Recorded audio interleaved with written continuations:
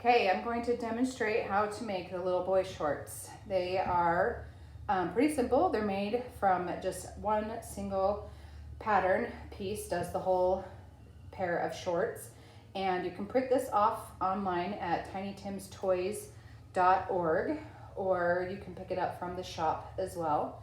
And you can get the fabric from the shop, or you can use your own. We use something that's more thick and durable. You can use cotton, of course, but if we can get something that's even thicker, canvas or wool or thick cotton, that's great. We'll also use double up or triple up on our stitching to make sure that it really holds up for them.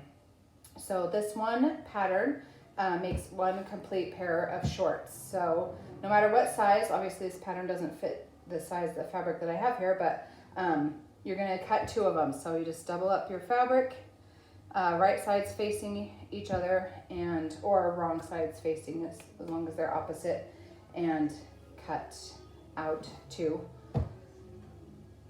of the pattern for, that's each leg and a waist. And then the pocket is also in the pattern. There's usually a square, or you can just cut a square. They're not too specific, but to create that square, there should be a line drawn in the pattern, and I just fold it over like this, and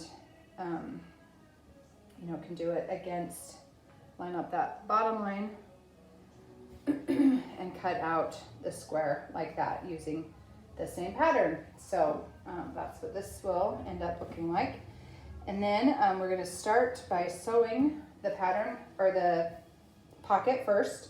The top of the pocket is going to be a little bit of a deeper hem, and then the sides will all just get turned over a little bit, like shown here, just to fold them and create a good edge overall for the pocket.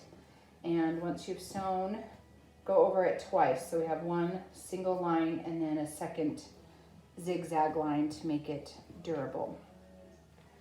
And then we're going to put that pocket on first. The skinnier side of the shorts is the waist. The wider side is the bottom of the leg. So make sure your pocket is open up to the top. Just kind of center it a little bit up from the bottom so there's room for a hem. And then so it's lower to the bottom. It doesn't have to be exact, but anyway, it's centered left and right, and a little bit lower than center from top to bottom. And again, you're going to want to do the zigzag, straight line, and a zigzag to keep it on there nice and firm.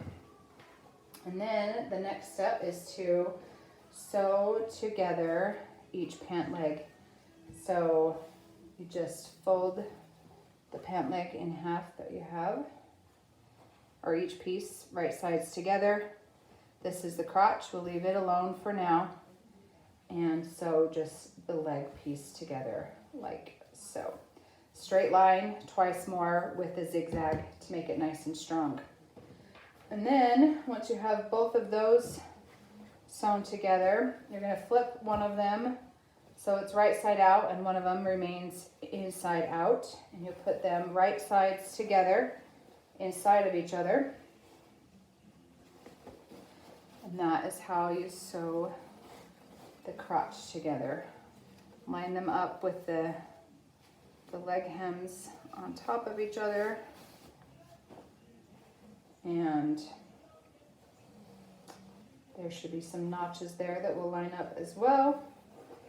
And then you're going to stitch those together. Right sides are together.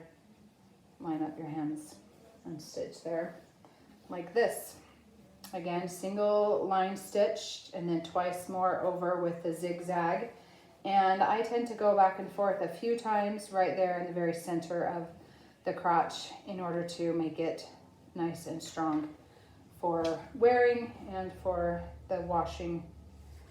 And then once that's finished, you can flip them out like that, and you're going to flip them up.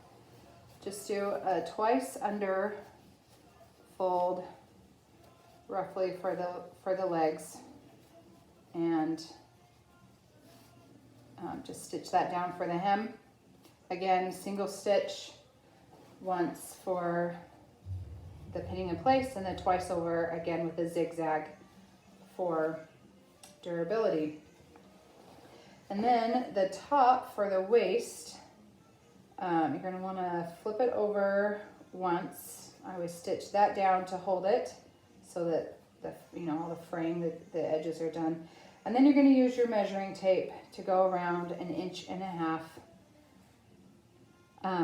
Or depending on, usually our elastic is about 1 inch or 3/4 of an inch. If it's 3/4 of an inch, you can just do a 1 inch elastic casing. So just make sure it's big enough for the elastic that you have, whether it's 1 inch or 3/4 of an inch. Make sure you leave a gap where you have sewn, or where it's, so that's just the little over under, and then there's the gap for threading your elastic through.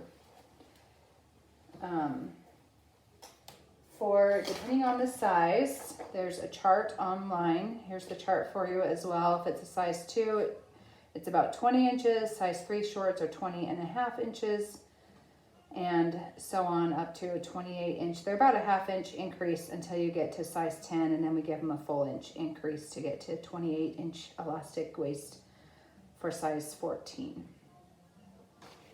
And you can just find your hole and thread that through.